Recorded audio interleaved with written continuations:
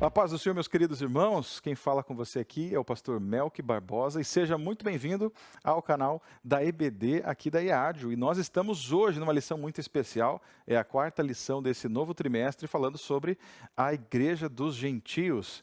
Um título muito interessante, visto que nós, na última lição, nos últimos trimestres, na verdade, falamos a respeito dos heróis da fé, mais especificamente Abraão, Isaque e Jacó. E agora nós estamos vendo as viagens missionárias de Paulo e também toda a história contida em Atos dos Apóstolos, a partir da Igreja dos Gentios. Então vem comigo, convido você já a deixar o seu like, compartilhar esse vídeo no seu grupo de professores da EBD.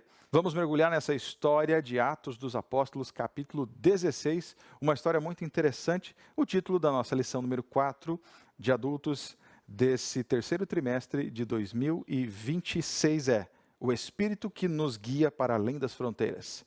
A palavra-chave nessa lição é fronteiras.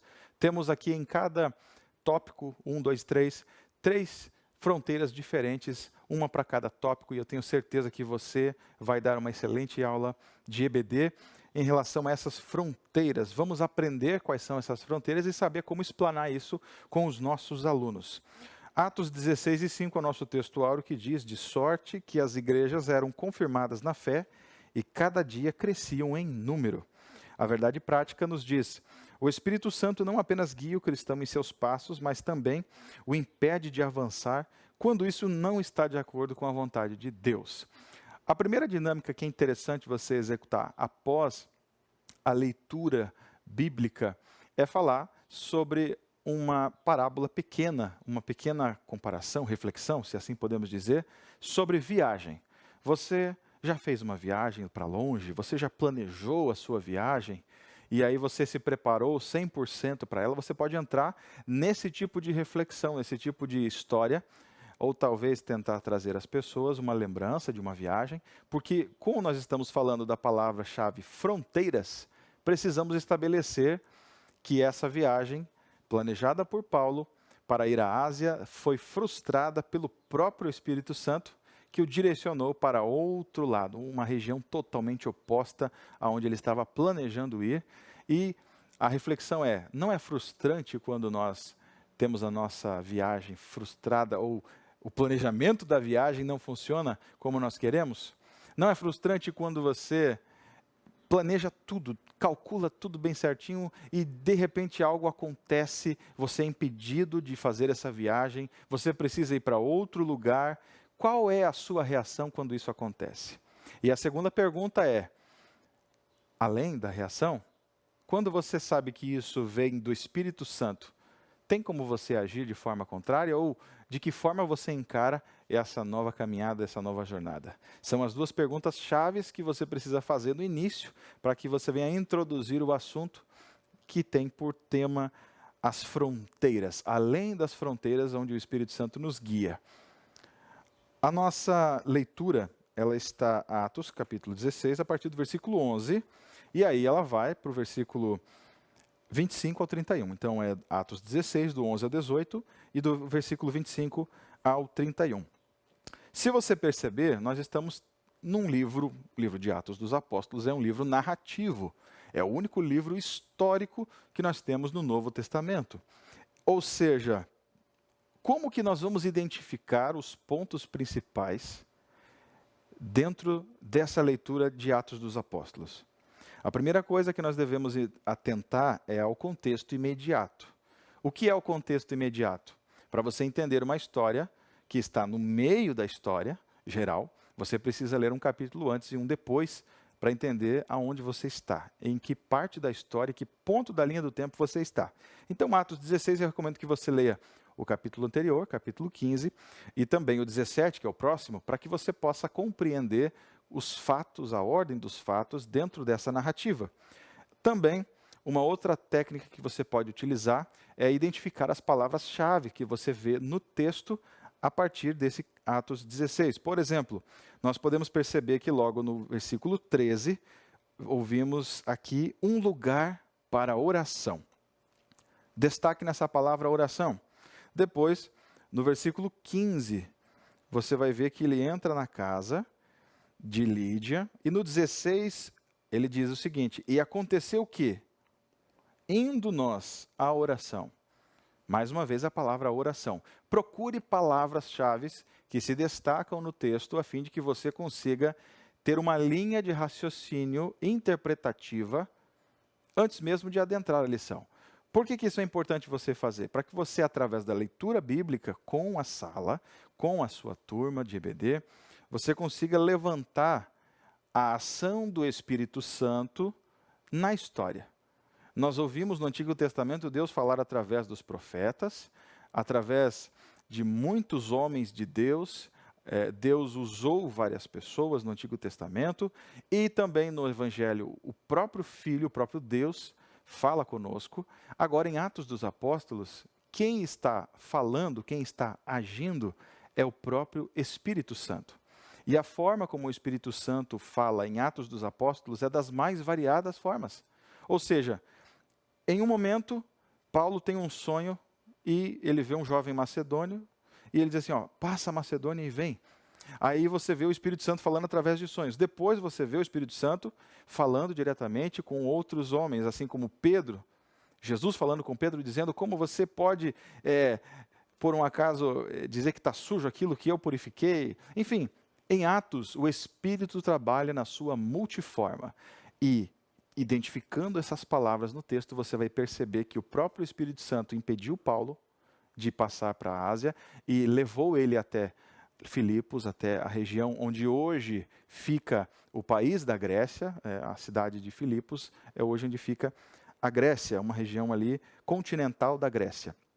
Também você vai identificar que, apesar de receber bom testemunho de uma mulher que era considerada adivinha, oráculo, ele também sentiu perturbação. Uma palavra interessante no versículo 18 é grifar ali, perturbado. Ou seja, mesmo uma mulher falando a verdade, pelos lábios dela, ele viu que era um espírito imundo. Então, é uma ação do Espírito Santo no discernimento espiritual. E no versículo 29, eu destaquei aqui o pedido do carcereiro a Paulo, depois em que eles são presos, tem todo aquele contexto que nós vamos ver mais à frente, mas tem aqui, e pedindo luz, saltou dentro, e todo trêmulo se prostrou ante Paulo e Silas. Quem fez isso? O carcereiro. Por que ele pediu luz? É um ponto interessante, porque dentro do contexto imediato desse texto do Paulo e Silas na prisão, você vai ver que esse carcereiro, ele foca em se matar. O objetivo dele é cumprir o seu chamado, a sua vocação como carcereiro, que inclusive vivia num sistema romano muito rígido. Se um carcereiro deixasse qualquer prisioneiro escapar, ele assumiria a penalidade que estava imposta sobre o prisioneiro ou sobre o fugitivo. Então ele pensou que a melhor saída seria fugir. Era se matar, fugir numa fuga das mais tristes que existe nesta vida, que é a automorte. Nesse caso, esta automorte foi interrompida pela solicitação de luz. Por isso que ele pediu luz. Para quem ele pediu luz? Para o homem que ele havia açoitado, o apóstolo Paulo. Tudo isso você vai grifando, você vai analisando qual é a ação do Espírito Santo nessa situação. É uma indicação que eu faço a você, antes de você falar aos irmãos, grife as informações em casa, tenta fazer os pontos de conexão. Então, leitura do contexto, a primeira dica didática que eu dou a você. A segunda, grife as palavras em que você identifica a ação do Espírito Santo de uma forma mais sutil, de uma forma oculta, ok? O primeiro objetivo da lição é interpretar a direção do Espírito Santo na expansão missionária na igreja. O primeiro objetivo é falar sobre a primeira fronteira, que é a fronteira territorial. É a primeira fronteira que Paulo, Silas e também, nós vamos ver aqui que Timóteo estava presente, que eles rompem saindo da região da Ásia e indo para a Europa. A primeira igreja implantada na Europa foi implantada pelo apóstolo Paulo na Grécia, na casa de Lídia. Nós já vamos ver mais à frente. Segundo objetivo, contrastar o poder do evangelho com a atuação das trevas em Filipos. Será que Satanás trabalhava apenas nas pessoas que eram consideradas de subcategoria na sociedade, como é o caso de algumas pessoas que roubavam nas ruas. Era um contexto muito comum no mundo antigo, não tinha o que comer, era desamparado pela sociedade, roubava, ou pessoas que eram assassinos da época. Não, nós vamos ver que o sistema romano em Filipos era um sistema que tinha suas falhas e tremendas falhas. Era um jugo de ferro que havia naquela cidade e muito mais ainda no império todo. Você vai entender que essa ação maligna também atingia os poderosos, não apenas no sistema governamental romano, mas também na vida de uma mulher que era considerada o oráculo da cidade. E o nosso último objetivo, no terceiro tópico, é mobilizar a classe a responder com fé e louvor em contextos de sofrimento. Como você reage a ações de sofrimento, angústia e desamparo, aparente desamparo?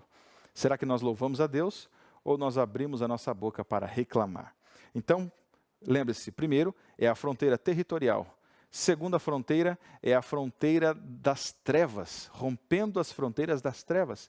E em terceiro é rompendo as cadeias do sofrimento.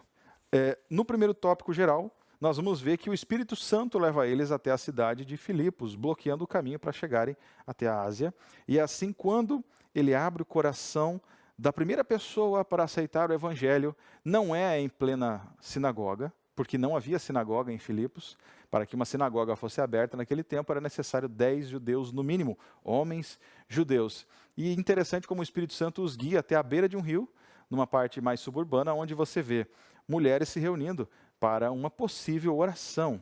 Como não eram cristãs, oração a deuses pagãos e por aí vai. E ali, uma mulher chamada Lídia ouve o evangelho pregado por Paulo, Silas e Timóteo, e ela se converte, o seu coração é aberto, e ela abre sua casa para que pudesse receber em sua casa o primeiro ponto de pregação na Europa, de uma mulher que foi impactada pelo evangelho. E diga-se de passagem, essa mulher não era uma mulher qualquer, não é porque ela estava numa região à beira do rio que era uma mulher qualquer, não.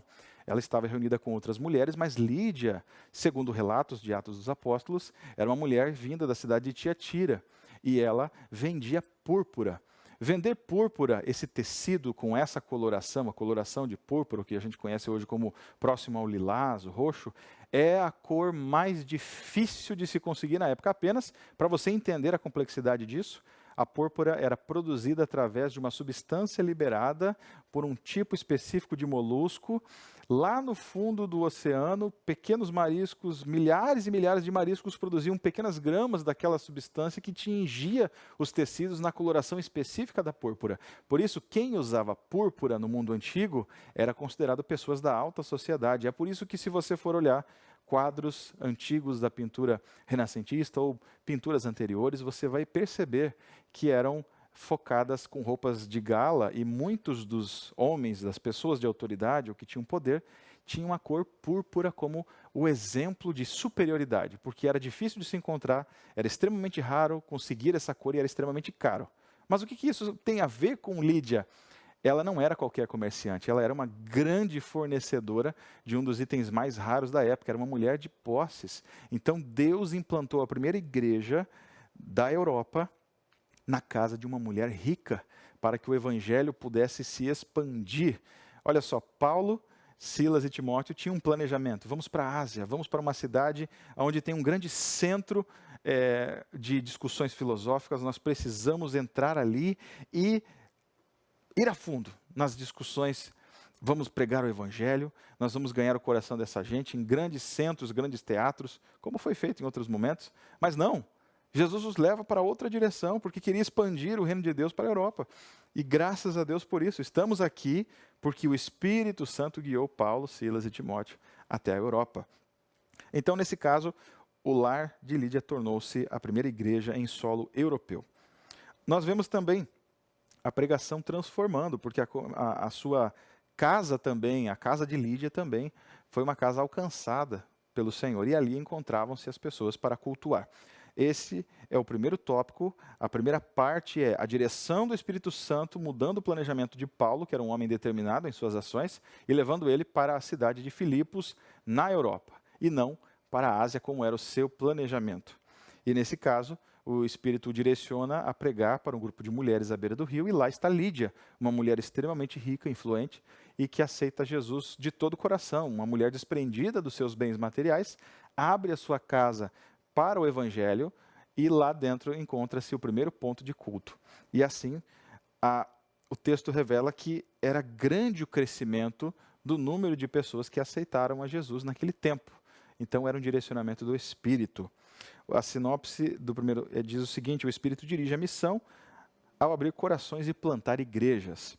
O segundo tópico fala da libertação da jovem, possessa e confronto com os poderes das trevas. Então a segunda fronteira era a fronteira espiritual, porque ao ir e voltar para a casa de Lídia, com o passar do tempo, uma menina que era considerada adivinha, ela tinha um espírito de adivinhação. A palavra original utilizada em Atos, a palavra grega, é a palavra pneuma piton, ou pitonus, que significa o quê? Espírito de adivinhação. Pneuma pitona. Pitona era de piton. Sabe aquela cobra, piton? Esse nome grego vem de um símbolo da serpente na antiga Grécia, onde você tinha Esculápio, Apolo, eram considerados os grandes deuses da cultura grega, que eram responsáveis pela cura, eram responsáveis aí pela sabedoria também, não apenas Atenas, mas Apolo também era considerado um dos deuses da sabedoria, e dessa forma, pitona é a palavra que fala que era adivinhação, de sabedoria, era de prever o futuro. Essa palavra é a melhor coisa. Era uma vidente. E as pessoas pagavam muito dinheiro para que essa mulher pudesse adivinhar. Pagava dinheiro para ela? Não. Pagava para os seus senhores. Ou seja, ela era uma escrava da alta sociedade grega, no caso ali com o domínio romano, mas que gerava altos lucros para aqueles homens da alta sociedade em Filipos. E se você tem uma grande fonte de renda de uma forma espiritual, podemos assim dizer, porque era um espírito de adivinhação, você vai querer abrir mão desse dinheiro por conta que ela perdeu o seu espírito de adivinhação, ao qual o próprio Paulo, percebendo esse espírito, o expulsou? Não. Eles viram um alvo nas costas de Paulo e Silas e cerraram eles na prisão. Mas o foco aqui não é narrativo. Quero que você entenda que a fronteira que Paulo ele procura romper aqui é a espiritual, porque essa mulher, o que ela dizia? Esses homens aqui são servos de Deus. Ela estava mentindo? Não. Mas a fonte, isso que eu quero que você se atente, a fonte era demoníaca. É da mesma forma aqueles demônios que reconheceram Jesus e disse assim: ó santo, ó santíssimo, por que viestes nos perturbar antes da hora? Ou seja, apesar de ser verdade, era uma declaração, era uma fonte demoníaca. E qual que é o problema dela falar que eles eram homens de Deus? O problema é que a mensagem ela era validada, o evangelho seria validado pela fonte. Aqui vai uma aplicação muito fenomenal que você pode dar nesse ponto da lição. É que não basta a mensagem ser verdade, nós precisamos validar a fonte. Ou seja, se a fonte dessa mensagem fosse demoníaca, como que eles aceitariam esse testemunho? E eles tratariam o próprio Jesus como um dos deuses do panteão, porque a fonte era um oráculo. Se ela está dizendo que eles são homens, então, homens de Deus, então realmente eles são homens de Deus, e esse Deus deve fazer parte do nosso grande panteão grego. Você está me entendendo? Deus não precisa de fontes duvidosas para que o seu nome seja glorificado.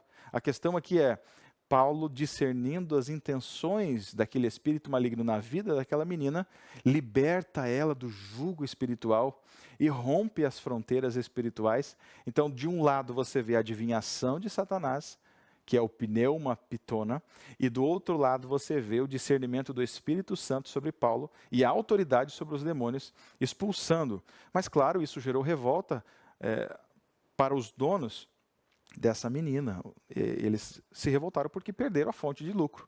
Então, aqui você vai ver um outro uma outra fronteira maligna espiritual sendo rompida, que era o próprio sistema romano, que era um sistema falho. Por quê?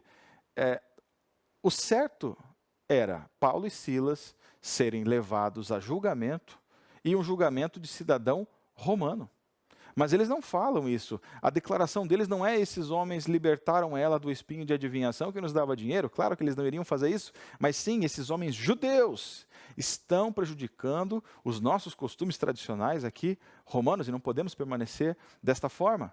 Então eles subverteram uma ação de libertação como se fosse um ataque à cultura romana, e eles eram totalmente patriotas nesse sentido, não levaram em consideração a cidadania de Paulo e Silas, que era uma cidadania legitimamente romana, e infringiram a própria lei. Paulo e Silas agora, por terem sido direcionados pelo Espírito Santo, por abrirem um ponto de culto na casa de Lídia e libertarem uma moça aprisionada pelos seus senhores e pelo espírito maligno, recebem uma excelente recompensa.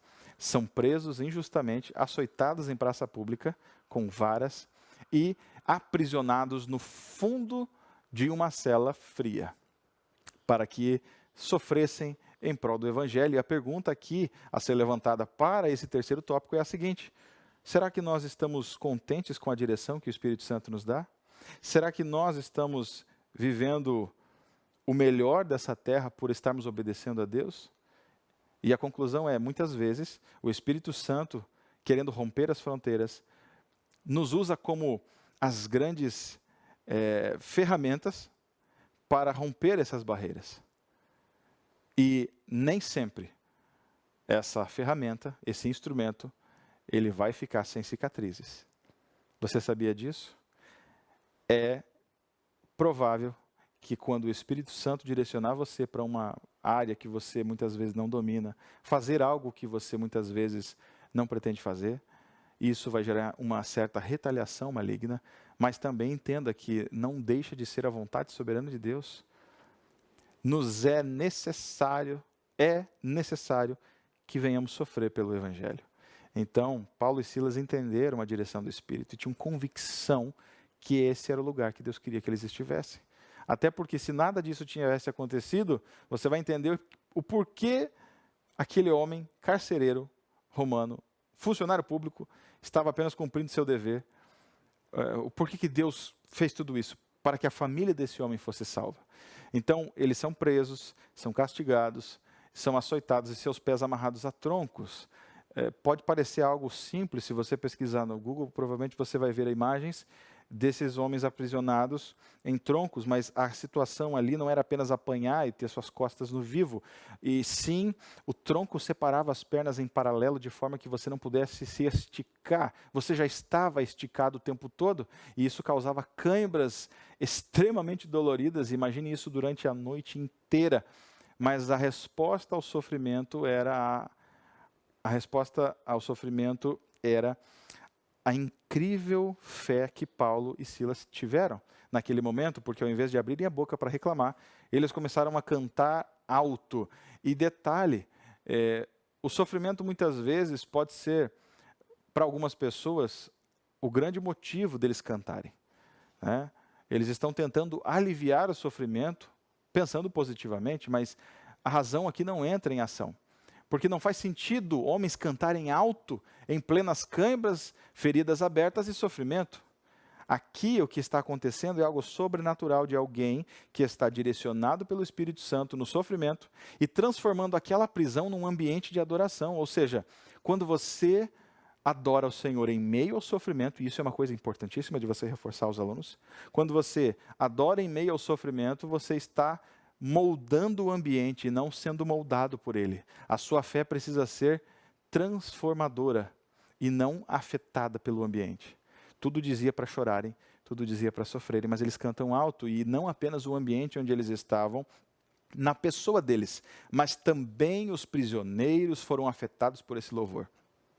Você sabe que, passado-se algum tempo, à meia-noite, Paulo e Silas cantando, e aquele calabouço, aquela prisão começa a tremer. Aquilo começa a tremer e todas as portas são abertas. E aqui vale ressaltar que nenhum prisioneiro foge. Aonde nós identificamos a ação do Espírito Santo? É que nenhum prisioneiro fugiu. Um ambiente de medo, de pavor e sofrimento foi transformado num ambiente de adoração e gerou temor no coração daqueles homens. Então eles não fugiram. O carcereiro, sim, era o homem que estava preso ao sistema romano. A fronteira ali que eles romperam foi a fronteira da prisão, seja a prisão onde eles estavam, seja a prisão no coração daquele homem, funcionário público carcereiro. Qual que é o ponto de reflexão máximo aqui? A responsabilidade daquele homem era tanta, como falei anteriormente, que ele pensou em tirar a sua própria vida para evitar que o pior acontecesse com ele através de outros, ou receber a pena daqueles fugitivos, mas eles não fugiram. Ou seja, não cairia pena sobre aquele homem. E ele não tinha visto isso, ele não observou, porque quando tremeu tudo, ele estava atônito. Ele desceu até onde eles estavam, e o que ele pede é luz. O que eu faço para ser salvo? Paulo não dá um formulário a ele dizendo você precisa preencher os seus dados aqui 24 horas nós vamos visitá-lo. Ele não diz, vá para a igreja mais próxima da sua casa. Ele naquele momento dá uma resposta objetiva e diz, crê no Senhor Jesus e será salvo tu e tua casa. O que aquele homem precisava, Paulo tinha. Paulo fisicamente preso, mas o seu coração estava livre. Aquele homem estava livre, subjugando Paulo, mas estava preso a um sistema pecaminoso. E nesse sentido, nós vemos o objetivo de Deus ter levado eles até lá, para que a igreja expandisse não apenas entre a sociedade, mas também entre a parte da segurança pública. Também aquele carcereiro e sua casa foram salvos. Então, entenda que muitas vezes a direção do Espírito Santo pode te levar a lugares que você não imagina que vá. Possa fazer você sofrer, mas que o nome do Senhor seja proclamado e que tudo comunique Deus na sua vida. Acredito que a primeira fronteira sendo a fronteira territorial, a segunda fronteira sendo a fronteira espiritual e a terceira a questão da prisão, mostram para nós que o Espírito Santo é soberano. Ele não depende de fatores de raciocínio, de lógica, de probabilidades para que a sua vontade se cumpra. Então, o que resta para nós, como servos de Deus, é nos rendermos ao direcionamento do Espírito Santo. A nossa conclusão, ela faz um apanhado geral da história, e eu acho interessante a conclusão da conclusão. É a aplicação final da conclusão, a última frase, que nos diz assim: assim como Paulo, sejamos fiéis, ousados e obedientes à direção do Espírito Santo em cada etapa da nossa caminhada cristã. Ou seja, o Espírito Santo rompe fronteiras e ele espera que você, servo do Senhor, possa obedecer a sua voz, mesmo que isso contrarie sua vontade, lhe dê frustrações, mas entenda que no final você vai entender tudo. E se não entender, saiba que o nome do Senhor será glorificado. Rompendo fronteiras, fronteiras humanas, fronteiras territoriais, fronteiras espirituais, o Espírito Santo pode todas as coisas. E eu agradeço você por ter assistido essa pré-aula da EBD número 4, da lição de adultos do terceiro trimestre de 2026 aqui comigo. Muito obrigado pelo seu tempo. Não esqueça que você tem também auxílio teológico na lição, nas páginas 28, na página 30, na página 29. Você tem ali um auxílio teológico para contextualização, tanto da vida de Lídia, quanto também da parte do discernimento. Por isso, Deus abençoe você, a sua aula, que você possa dar uma aula extremamente edificante, que seja edificante para você também, espero ter ajudado. Muito obrigado por tudo e até a próxima aula. Tchau, tchau.